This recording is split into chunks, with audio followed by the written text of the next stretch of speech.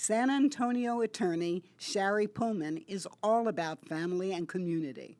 Her parents were involved in their synagogue and community, so it is not in Shari's nature to sit back and let others repair the world. She has done more than her share. NCJW recently had the opportunity to talk with some of the people who have worked closely with her over the years on various community projects, and this is what they had to say about her.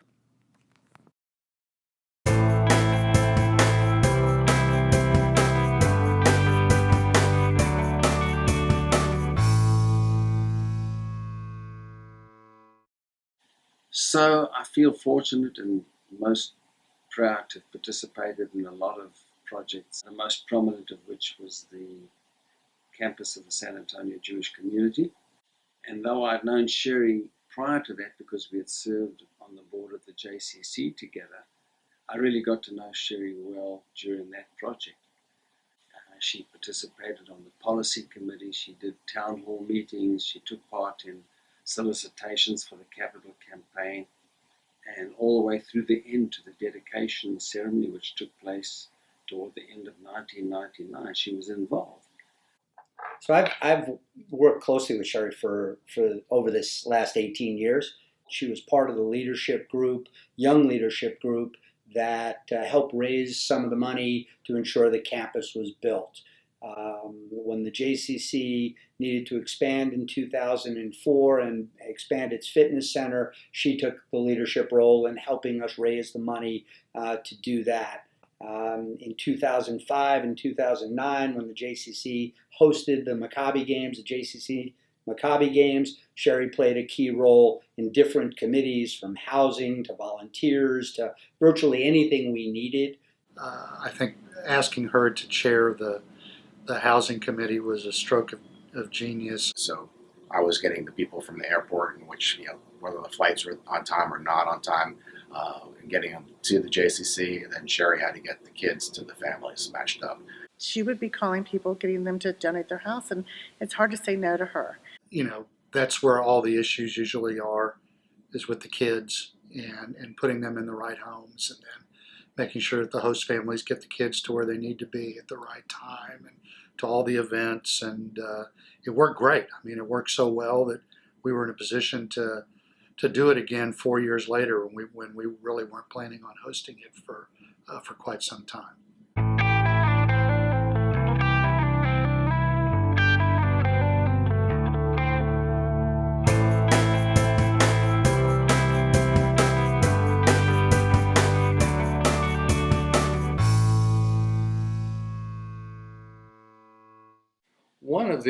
One of the first projects that I worked on with Shari that really helped me to understand what a force of nature she can be was with the campus. And I was on the campus board for a few years, and Shari was working very diligently to get that stoplight that would allow people to safely get into and out of the campus property. And she just wouldn't let that go. And she worked and she worked and she worked, and it was behind the scenes and it was quiet, and then it got done. Shari raised all the money. Shari was amazing. She was on the phone, I don't know how many days, how many weeks in a row, and we needed X dollars, and Shari got it all. So she did it. She was the campus president during the time that this was about to happen, and she made it happen. Okay, and that's why even today, that's why some of us lovingly refer to this area that was created. This new entrance is known as Shari's Way.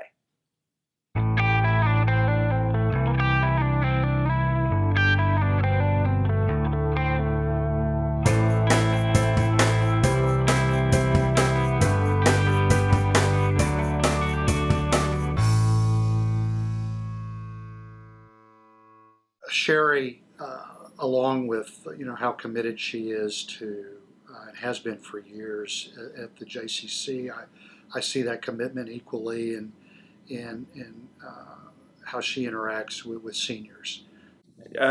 Shari's always had a great deal of empathy for seniors and has been very protective of them. The quality of life for seniors in this community is an issue that's very important to her. It's how she was raised. It was how she was raised to respect her elders and to cherish her elders. That probably has come from the work that her parents did at Golden Manor and at the JCC. I mean, those early influences by Joel and Risa certainly had a very big impact on her. She's just tied to making our seniors feel that they still have meaning. I grew up with grandparents living with me, and I think that's what gave me an understanding. I mean, I wasn't afraid of older people. And it was important for me that none of the young kids that came into Golden Manor, you want them not to run away from somebody that's in a wheelchair or somebody that's drooling we used to laugh because Jason loved it. And we used to call him the mayor of Golden Manor. And he would go, get the wheelchair and push the people into the room. I had a grandmother that lived there for 7 years, and so I was constantly interacting. I know Randy his mother was there for several years. My grandmother was at Golden Manor back in the 90s, and I would go on a weekly basis. I would take my daughters. We went on Sundays, and we would have maybe different themes. We played bingo with the residents. They would bring in entertainment. They had an activities director there called Leah Bursting. And she welcomed me, and, we started doing cooking classes with the residents. And Leah really had the insight, the knowledge, the awareness of what a benefit it was to have seniors interact with children and vice versa. And so she was really the impetus behind the Manor Munchkin program. And they had T-shirts, they had activities. It was amazing. And they had a style show to raise money for the equipment for the beauty shop. So she and Risa, and with the support of the Women's Auxiliary, it was Shari and Karen Palins and myself who developed this program. And we'd have an event once a month, and we'd bring our kids and our husbands, and the events would either focus on a Jewish holiday or a secular holiday. We would have some type of entertainment. We would play bingo. And what I can remember is kind of observing Shari firsthand and being able to see how she interacted with the residents and seeing how she interacted with the kids. And it always struck me that she would always try to engage a resident, sit down, talk to them, find out a little bit about them.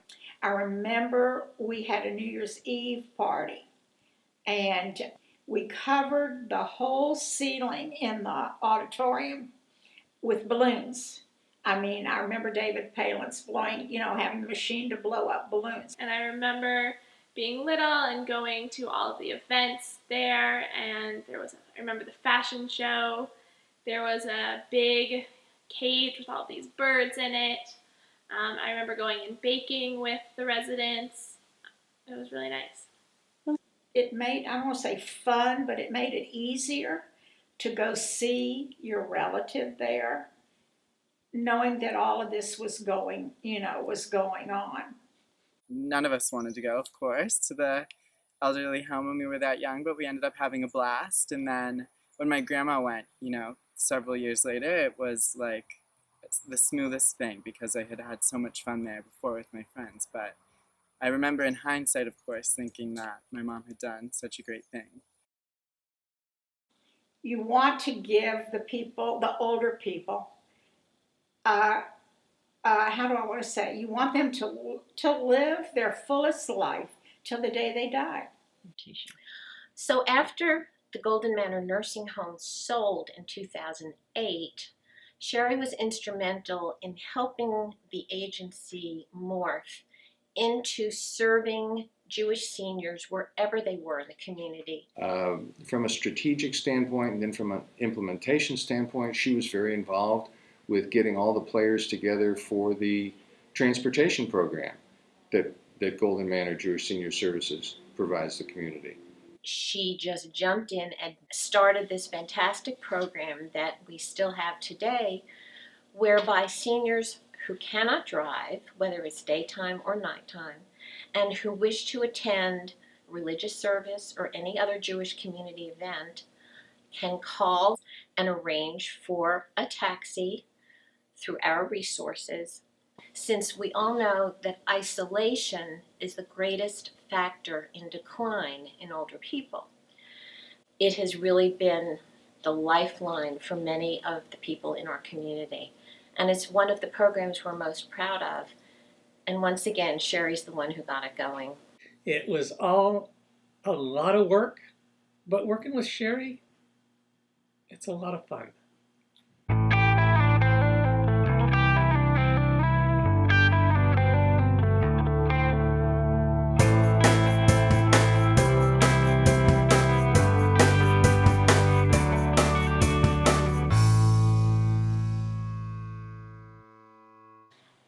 I had the pleasure to see how Shari and Randy had taken on, real leadership. An example of that has been their involvement with APAC. APAC is an organization that works hard to foster a very strong American-Israel relationship. But Randy and Shari had taken kind of an active role on that political side by hosting events at their home where there have been forums for candidates to come and express their views and sort of an exchange and a way of educating the candidate and hearing what the candidate has had to say.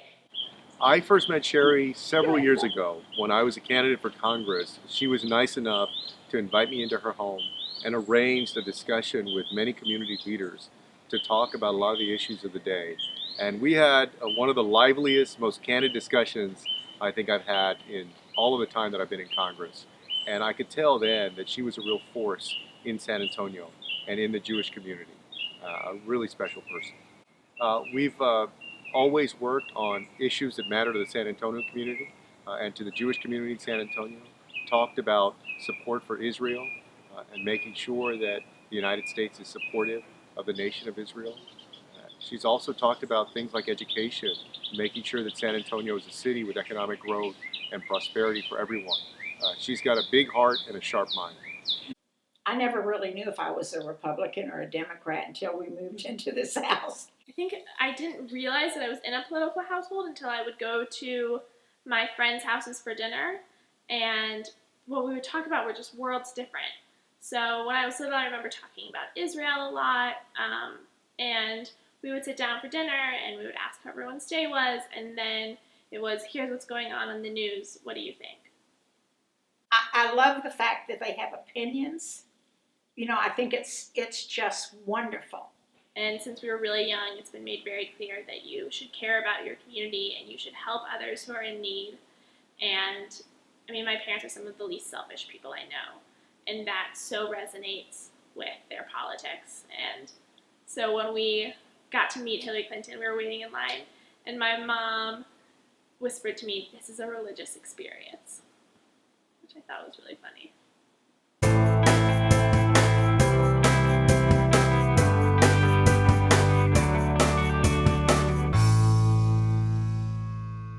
Well, the barbecue started as just a crazy idea between her husband Randy, Mike Kelly, and myself. We were looking for a fundraiser, and Randy, as everyone knows, loves to barbecue. So he goes, "Why don't I just barbecue for the whole congregation and just kind of let that cover it for the year?" And I asked him, I said, "Are you nuts? You can't do that, barbecue that much. Let's have a contest." And so he thought, that's not a bad idea. Mike Kelly, who's originally from Kansas City, goes, "That's one of the dumbest ideas I'd ever heard." So once we decided to move forward with this, of course, we got to get the wives involved. The barbecue takes place on a Sunday, and we, all the barbecue grill teams get together and they start doing their thing on Saturday night after Havdalah. Shari said, let's have a party. And so that became part of the routine. We would have Havdalah, and then the party would start, and the grill teams would fire up their grills and everything. But the party has become a very big deal. And she got my wife Judy involved, and she got Eileen Jalnos involved, and the three of them are the party mavens. And so that was our first involvement with the Saturday night what we call the pre-Q.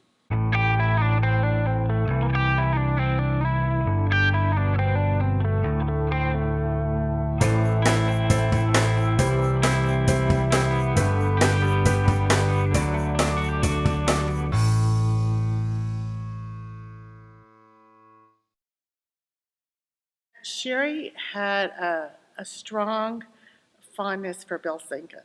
And about, I'd say 15, 20 years ago, I really don't remember the time, but she calls me up and she says, I'm getting involved in the Latka Society. And I'm like, well, what is that? I mean, tell me what that is. And she says, well, it's used to be all men, and they would invite a non-Jewish person to come and eat latkes and play dreidel and kind of gamble. And I want you to serve on this committee with me. And this is the first time females have ever been asked to attend. We went to our first meeting, and here are all these men of long duration going to this event, seeing these young females coming in and wanting to change the world and change this. And it actually was one of the best attended events that they had in a long, long time. She made a difference. I mean, she made a difference. We had so much fun planning it and being on her committee. And Bill Sinkin was just so proud of Shari. And I'm sure he's looking down on her right now, smiling, thinking she deserves this honor. And from then on out, every year, she participated in it.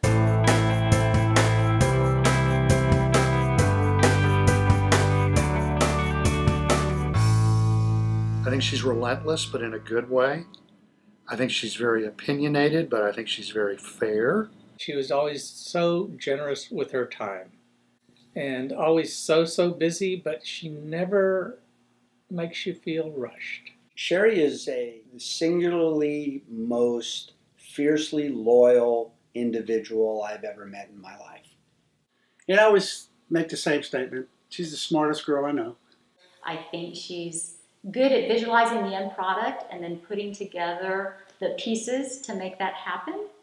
I think, what Shari has more than anything is a calm demeanor. And one needs a calm demeanor when one participates in these type of projects. There's absolutely no doubt about that. She's a great facilitator, which I think is why she's chaired all these different organizations. I think her leadership skills are highly valued. And when you talk to Shari, you have this sense that you are the most important person in the world. She is intent in every word you say, and then she remembers it. Okay? And then she asks you about it later on, and she follows up with it. I think that Shari is bold. I think Shari has a flair about her. I think Shari has just a love for life, and it makes you want to be with her. She's very flexible with ideas. She listens to everybody's ideas. Very, very smart, very astute, very much can read people. And she's the best impromptu speaker I've ever run across. Shari could instantly gather her thoughts and put them in order, and then when she speaks to the public, it sounds like she's been rehearsing it for months. She has a personality that everyone wants to gravitate toward. Whenever she gets involved in something, she makes sure that she's going all in, but she makes sure she gets everyone else around her to go all in with her. And you can't say no to Shari. If Shari comes to you and wants you to do something for her, she's such a kind and gentle and warm and exciting person that you can't say no. I can't imagine anyone ever saying no to Shari. Actually, it might be that she just doesn't even hear the word no, because when I say no, it doesn't seem to have any impact at all. She has extraordinary patience, which has definitely made her effective raising me and my brother and sister. But with people too, I think she is such a tremendous listener, and she really has a heart for her friends and her community. there are a few things. I think first is how accessible she is. So I think my mom is willing to listen to anyone and to really listen to them and hear their perspective. And she has an open mind, which is so important. And I also think she holds herself to a really high standard. And so if she commits to something, even if she has a million other things going on, she's going to be there and she's going to do it well. It's like she is a very good delegator. She will find what people are very good at and she'll let them go with it.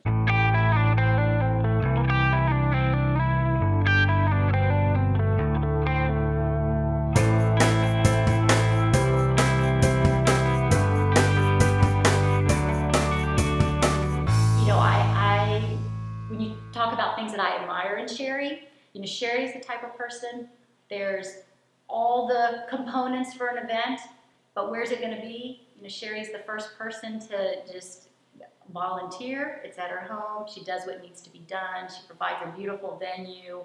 I would venture to say that almost everyone in this room has been to an event at the Pullman's house. Why invite 20 when you can have 50? And 50 or 60 really means there'll be 105 to 110 people at our home. She's one of the most gracious hosts that I have ever personally encountered. The first time I saw that was for a lunch following Rosh Hashanah services. Why don't you come join us? We were having a few people over. We went to their home, and we couldn't park within 2 blocks of the house because there were so many cars. And we got to the house, and there were so many people. And I know now that no one's being honest with me, because there are lists of people. I'm not allowed to see the lists. She invited the committee to her home every week and provided dinner with the able assistance of her mother, Risa. It is a fairly regular occurrence for me to come home and not be able to pull into my driveway. And this went on for 6 months at a time for each project. Or I might get an invitation in the mail with my home address on it. The only other thing I tell you about Shari is she knows how to throw up a hell of a party.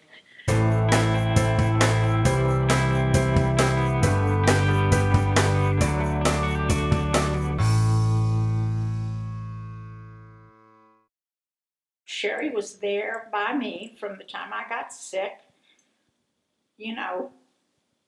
till still now. And I was thinking the other day that after I had my transplant, we were living here, and I would think that the Clorox wipe company stock probably went up 100% because Shari was Cloroxing everything. I used to say if somebody walked in the door, Shari would slap them with a Clorox, wipe. But because of that, thank God, I never got an infection. She's done things that, we sit and talk about what she's done for the community. But as far as how she took care of me, you just wonder, something gave her the strength to do that. When I was at MD Anderson for a month, she and Joel rented an apartment, and there was a family room next to my room. And I think other than maybe 2 days out of the month, she was always there.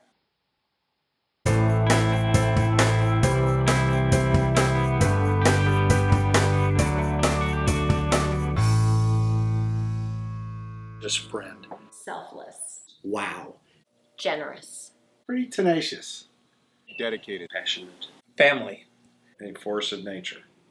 People magnet. Vivacious. Eloquent. Sweet. Hard worker. Caring. Strong. There's a Yiddish expression called Gitta Neshama, and it's somebody with a kind heart.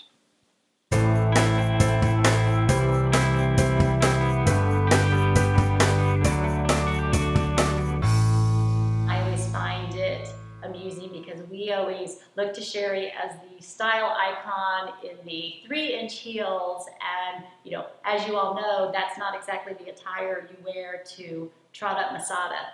So I'd like to go on record that Shari has tennis shoes, Shari wears tennis shoes, and when there's something fun to be done, Shari is the first one to participate. We're very lucky.